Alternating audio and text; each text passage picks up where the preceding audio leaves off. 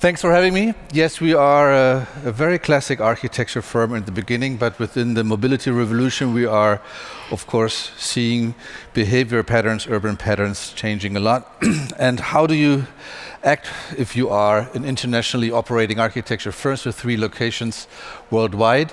You need to be curious. You need to really embrace that change and be embedded into something that is much faster than architecture can be built. I mean, normally my projects, at least take 2 years to 10 years to construct, but we need to have, a much better anticipation and vision towards the future. So we are really looking and working with what was called not only recently disruptive, but with somehow a culture of innovation. This is actually a new sport that was invented in Berlin, chess boxing. It really stands very well for what we are. It is alternating rounds of chess and boxing, trying to find the smartest and strongest human in one sport.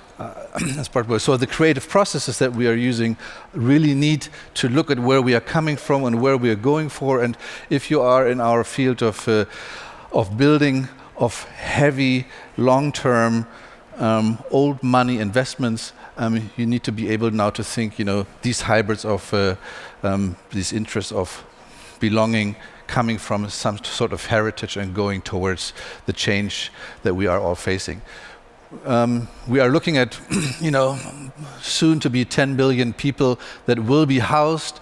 We are looking at cities exploding, trying to tackle this task with very repetitive patterns of architecture and urban planning.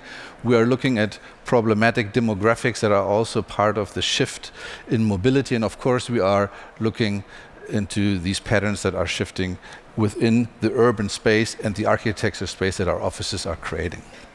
I brought a couple of projects that slowly will, I think, increase the level of shift attitude in our work. Firstly, this is actually here in Berlin, outside Berlin, a large settlement. These are prototype housings, and the most important thing in this project is, on the picture, is the car. These are rental units. They are not for sale, and they come with a car.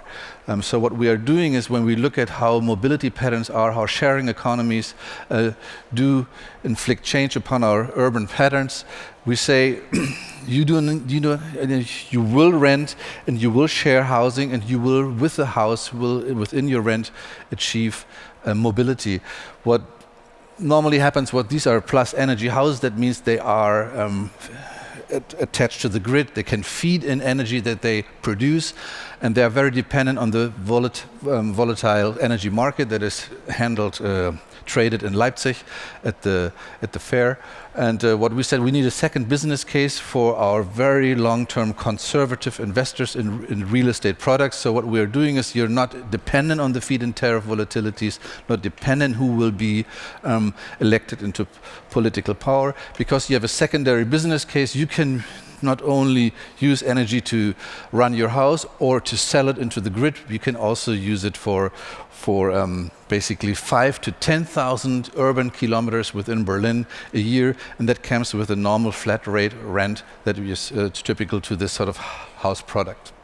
You can see these are different sort of calculations that we do. So suddenly an architect becomes somebody who is pulling out an Excel sheet that is not about building cost, but it's also about mobility cost. And we are plugging mature technologies into each other and housing them in a quite traditional architectural pattern. With that comes also, of course, other discussions that are not only are we looking at mobility in architecture, we're also looking at health, of course, the recyclability, the entire energy calculation. So the entire idea of how do we share and conserve resources is something that now is happening into architecture. Mercedes was interestingly already mentioned in your little presentation, and my little presentation is also showing that we are doing the new corporate architectural identity for Mercedes worldwide. We're dealing basically with 6,000 different locations, from very small trading stations to large-scale stores and retail buildings. And it is interesting how that company is trying to position itself and trying to communicate through architecture that sort of optimism or that sort of answer for that challenge, how mobility is shifting in the future. And these are just the first projects that are coming online right now. And of course, the way we now use cars also changes the way we are selling cars. So a lot about the customer journey, a lot about the sort of behavior of the consumer towards the product of car is something that we are dealing with when we are starting now to make a design book and a rollout process for all this worldwide. If we talk about housing with architecture, the new idea and identity of mobility, our company has just won the commission to do a Europe-wide grid of electric charging stations. These are the first design for the electric company E.ON. And of course, when you talk about charging and the behaviors and the rituals around gas stations, as they were called before, we are now talking about that we have 20 minutes. We have a charging time. We need to understand how people will make use of that time. And of course, we are also talking about how to visualize, how to scale, make it modular, and how to kind of communicate this idea of electronic mobility in the future. And when we leave that space, and this should be hopefully now be a movie. Let's see if that works. Maybe it doesn't work, or maybe somebody invisible behind that screen can push the play button.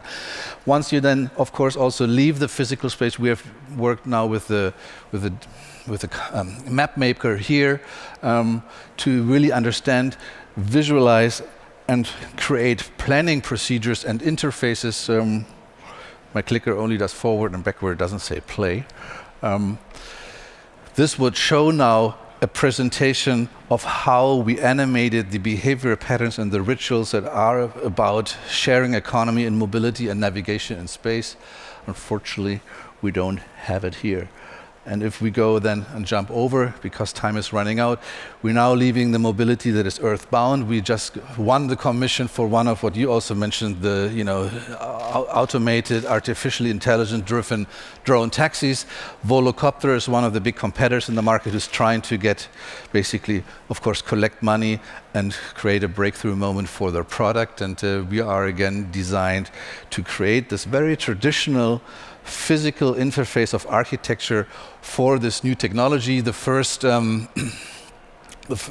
generation products do still work with pilots, but of course this is supposed to be eventually without pilots and just passengers. And you can see sort of the first visions for how these spaces should look like. How do we actually create the hub and the connections between somebody who is buying a product that still looks like a helicopter, but soon, eventually, will change its appearance too.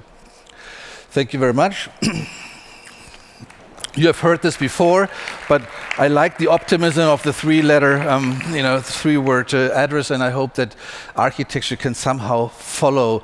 Although change comes slowly in our profession, your fast-paced future thinking, this is really inspiring to all of us, and I congratulate you also to my fourth speaker and hope we'll see each other on the podium later on. Thank you very much.